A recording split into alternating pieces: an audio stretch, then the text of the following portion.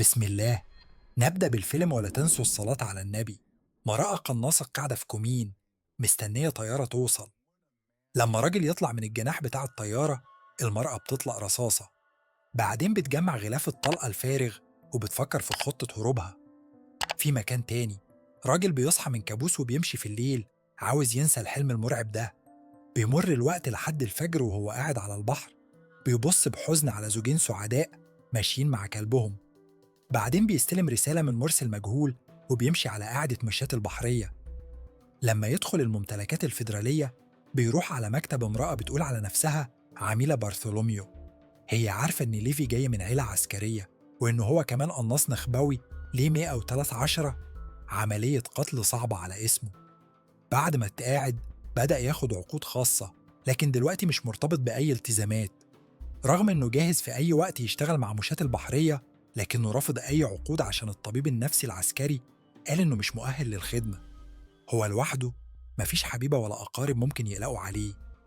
الراجل مش بيستخدم أو بيجرب المواد لأن ده بيأثر على دقته. ليفي كان ممكن يطعم في نتيجة الطبيب، لكنه مش شايف لزوم في ده ولا في حاجات تانية كتير. في الوقت ده، في مقبرة في قرية ليتوانيا صغيرة، راجل بيعزف باخ على الأكورديون لما بنته تقترب. هي القناصة اللي شفناها قبل كده، اسمها دارسة. النهاردة هو يوم الذكرى لأمهم ومراته، وكل سنة بيحاولوا يقابلوا عند قبرها. الأب سمع إن دارسن أخدت عقد علشان تخلص من أوليجارشي بيلاروسي، والبنت بتعترف إن المهمة كانت صعبة لأن الراجل اللي قتلته كان ليه 4 أطفال. لكن أبوها بيذكرها إن الأوليجارشي ده كان بيبيع قنابل الفوسفور في الألغام المضادة للأفراد. مستحيل تحسب عدد الأطفال اللي فقدوا صحتهم أو حتى حياتهم بسبب الراجل ده، قال. دارسة بتدي أبوها غلاف طلق، وهو بيحطه في محفظة مع شوية تانيين. مقتنع إن بنته بتعمل الصح، بيطالب منها إنها تفضل معاه أسبوعين، لكن هي خلاص وصلت أوامر إنها تروح موسكو بكرة. أبوها مش مبسوط من ده. بعد كل ده، هي ليتوانيا ومفيش عليها تجبر. هو مريض بمرض مميت ومش عاوز يموت في ألم فظيع، فقرر إنه ينهي حياته في يوم عيد الحب. بيطلب منها في أي مكان تكون فيه يوم 14 من فبراير إنها تشعل شمعة ليه، تبص على برج الجبار وتودعه. بعد شوية، ليفي طار في مهمة جديدة. قدامه منطقة محظورة الطيارة مش هتقدر تعديها. علشان يوصل لمهمته، لازم يمشي 38 كيلومتر شمالا. بياخدوا منه الأجهزة بتاعته والساعة، لكن بيدوه ظرف مختوم فيه المهمة. ليفي بيقفز بمظلة، وبعدين بيهبط في غابة. بيبدأ يسير في الجبال، وبيوصل لمكانه حيث يستقبله جندي المفروض يسلمه المهمة. جاسبر فرحان جدا إنه شافه بعد ما قعد سنة لوحده هناك. ليفي بيعترف إنه ما بيفهمش حاجة عن المهمة، حتى مش عارف هو في أي بلد. جاسبر بدوره مش قادر يطمنه، هو في نفس المأزق.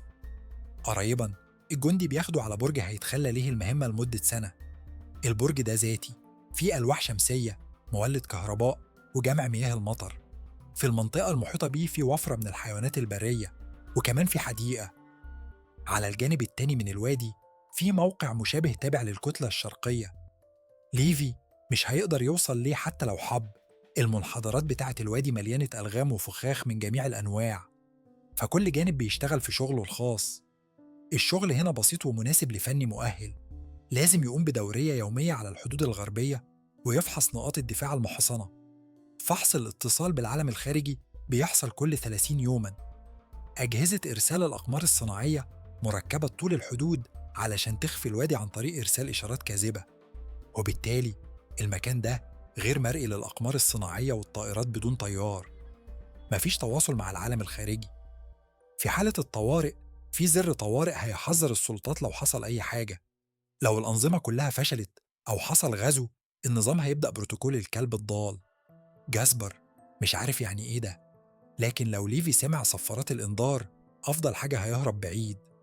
هو شايف إن ده كله مربوط بحرب البرد، لأن كل سنة حد من الغرب بيقوم بدورية في الجهة دي، بينما حد من الشرق بيشوف الجهة التانية من الوادي.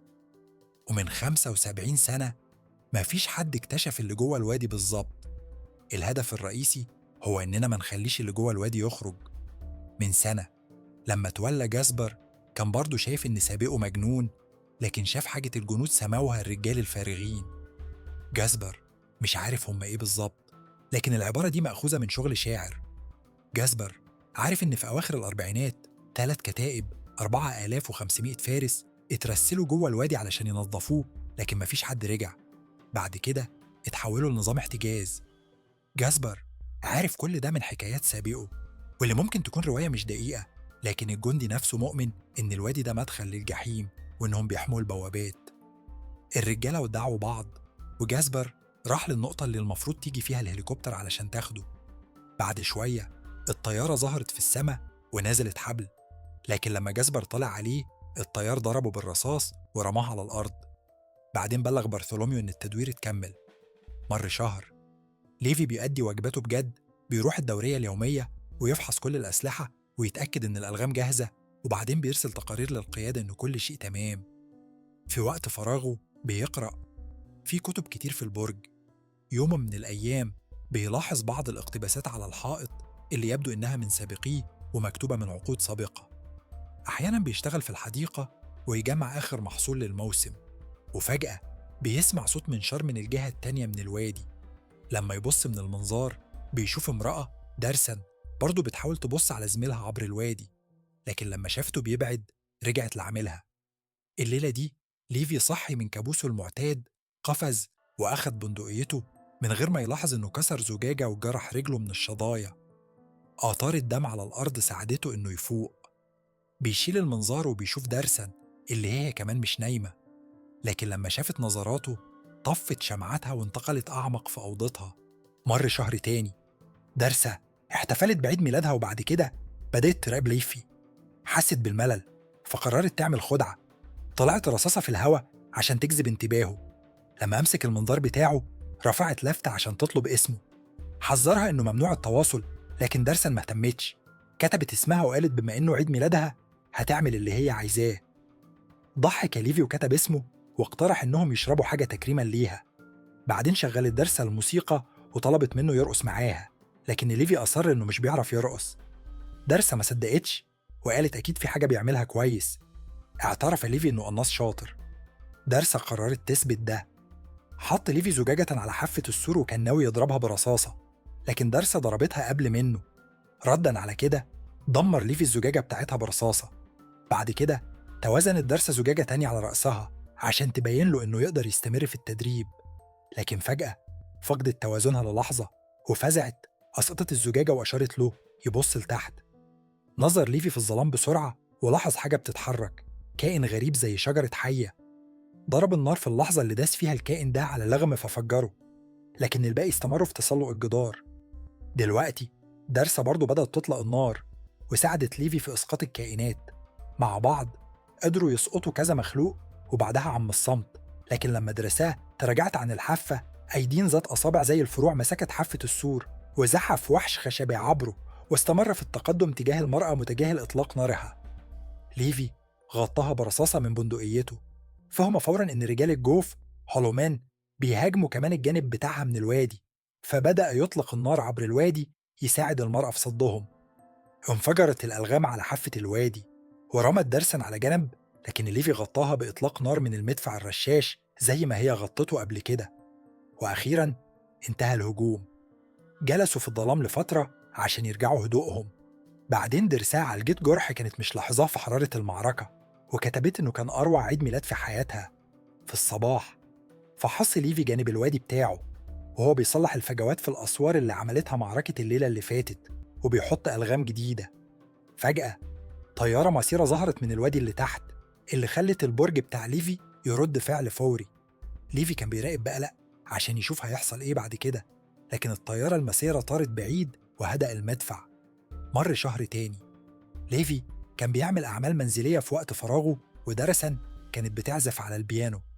وفي يوم من الأيام شافت دارسن شجرة عيد ميلاد مضيئة عبر الوادي ولقاها رسالة عطلة ليها. قرروا مع بعض يبنوا رجال ثلج وسموهم على اسميهم كأنهم بيقتربوا من بعض. بدأوا يلعبوا شطرنج مع بعض بيتناوبوا في الحركات. في إحدى الأمسيات عملوا معركة طبول حقيقية باستخدام أي حاجة لقوا ممكن تعمل إيقاع. وصل فبراير. ليفي صحى من كابوسه مرة تانية وطلع على الشرفة والريح كانت بتعوي.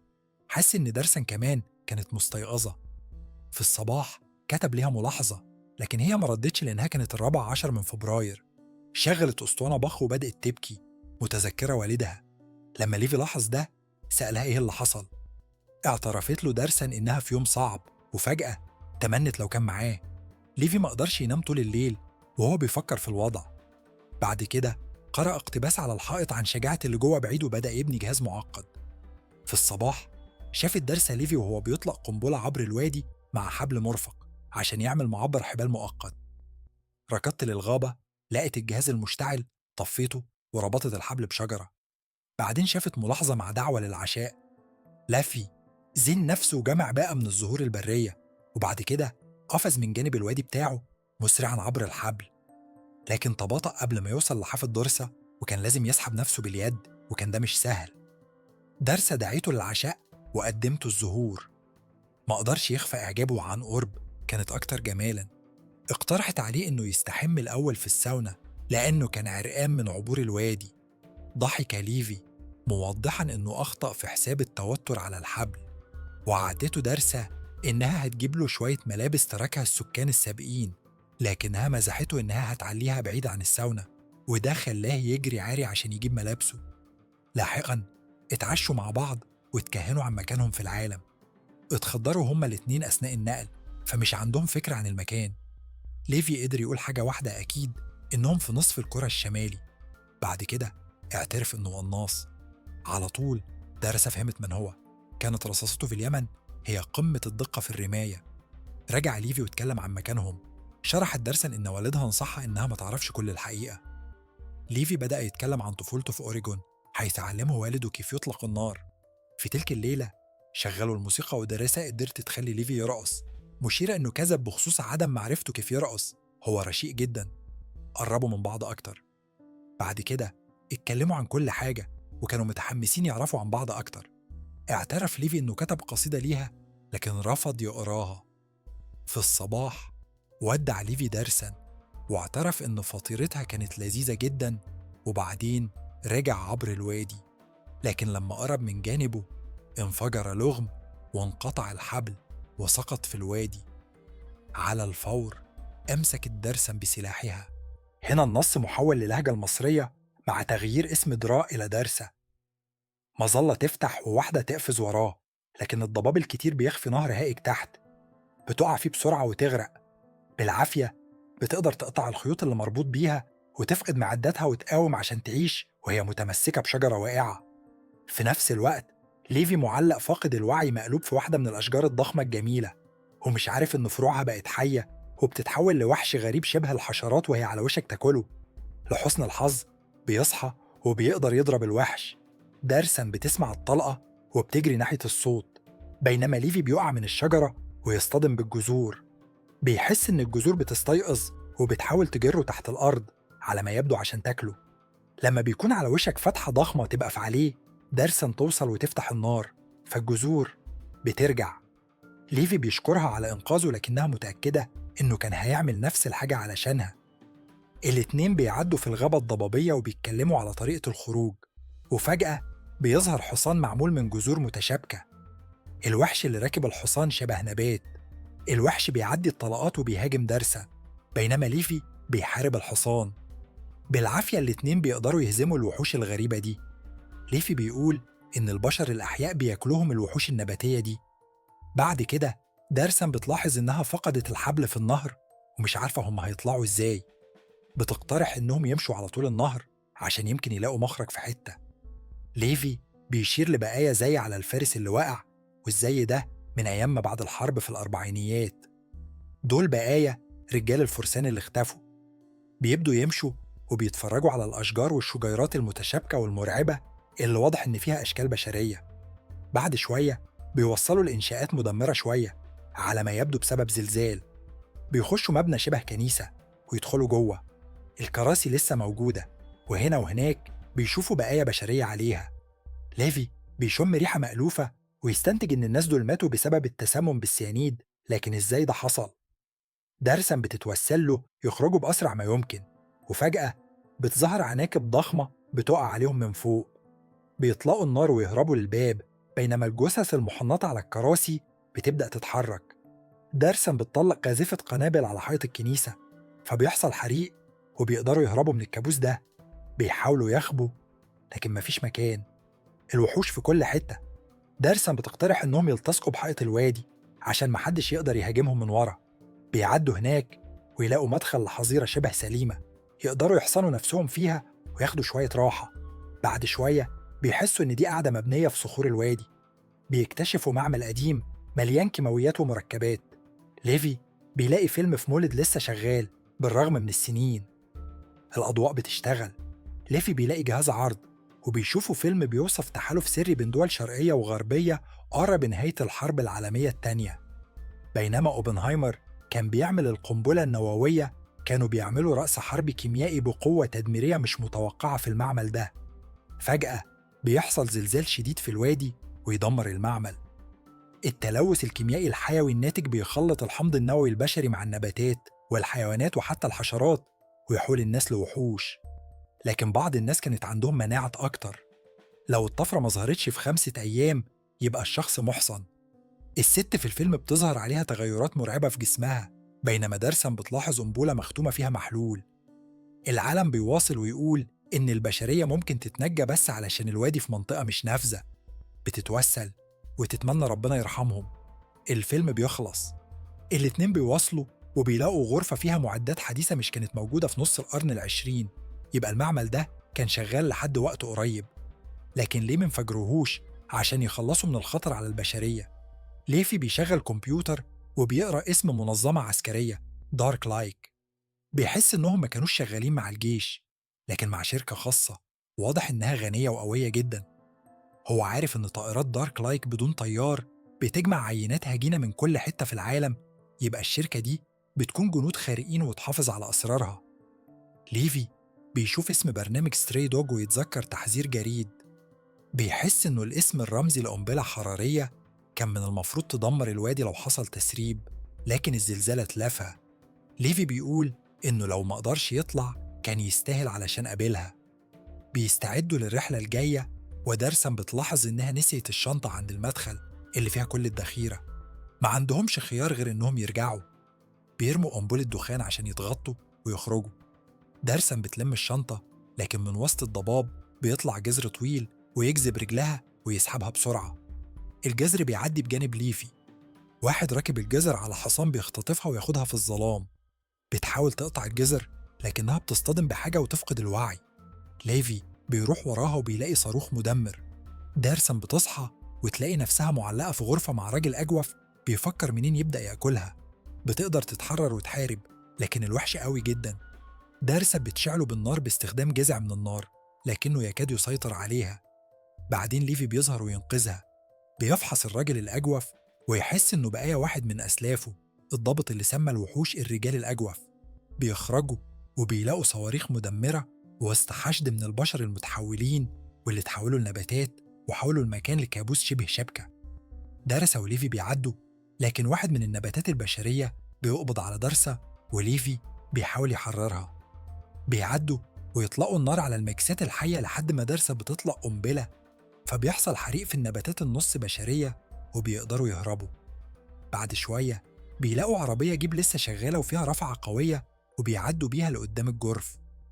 دارسن بتحارب الرجال الأجوف وليفي بيستخدم الرفعة عشان يرمي الكابل لفوق وتبدأ العربية تسحبهم لفوق. لكن الوحوش مش بتوقف. طول الطريق لفوق بيحاربوا الرجال الأجوف ويكادوا يقعوا في الهوية. لما بيكونوا على بعد أمتار من القمة ليفي يكاد ينزلق لكنه بيقدر يمسك بالإطار. بيخرم خزان الوقود فيغمر الوحوش اللي لسه ماسكة بالحبل. ليفي بيشعل الوقود فالعربية بتقع لتحت وتهز الرجال الأجوف بينما ليفي ودارسا بيتدلوا من الجرف. بعدين بيقطعوا الحبل. بيقدروا يوصلوا البرج دي. بعد ما يهدوا شوية بيحاولوا يفكروا في الخطوة الجاية. لو الاتنين مصابين يبقى مفيش حل غير إنهم يرجعوا تحت، لكن لازم يستنوا 5 أيام عشان يشوفوا لو الأعراض هتظهر. ليفي بيقول إنه اتبعت هنا علشان مفيش حد عنده فمحدش هيدور عليه، لكن دلوقتي كل حاجة اتغيرت. جاسا بتقترح إنهم يهربوا لفرنسا لكن ليفي بيقول إن لازم يدمروا الوادي الأول. بيرجع يتصل برؤسائه ويقولهم إن كل حاجة تمام. لكن طائرات دارك لايك بدون طيار اكتشفت نشاط من المراقب الشرقي، فبارثولوميو بيأمر بالقضاء على ليفي. هو مش عارف إنها بتشوفه على بث فيديو سري وهي عارفة كل حاجة عن رحلته تحت. بتأمر بإعداد مروحية. الصبح ليفي ودارسا بيعدوا دورياتهم المعتادة والمروحية بتظهر. بيخبوا في الغابة، لكن الطائرات بدون طيار بتلاقيهم. الاتنين بيحاولوا يخرجوا من منطقة القتل لصواريخ الوادي، لكن الطائرات بدون طيار بتفتح النار وتجرح ليفي. دارسا بتقدر تسقط الصيادين المعدنيين. أخيراً بيخرجوا من منطقة الخطر، وبارثولوميو بيشوف اقتباس بوذا اللي ليفي كتبه على الحائط، ويحس إن الوقت خلاص عشان يهرب. لكن ليفي ودارسا بيطلقوا النار، فبيحصل سلسلة انفجارات بتعرض الوادي لأقمار التجسس. بعدين بروتوكول ستري دوج بيتفعل.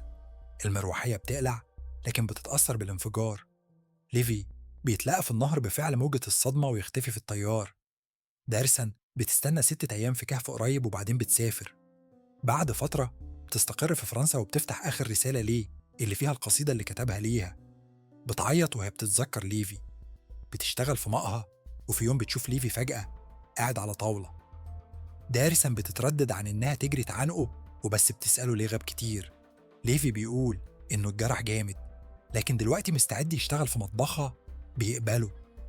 الفيلم بيحاول يكون رعب فكري ودراما رومانسية وفيلم أكشن ضخم ورعب خيال علمي في نفس الوقت، لكن في الآخر مش عارف يحدد هو عايز يكون إيه بالظبط.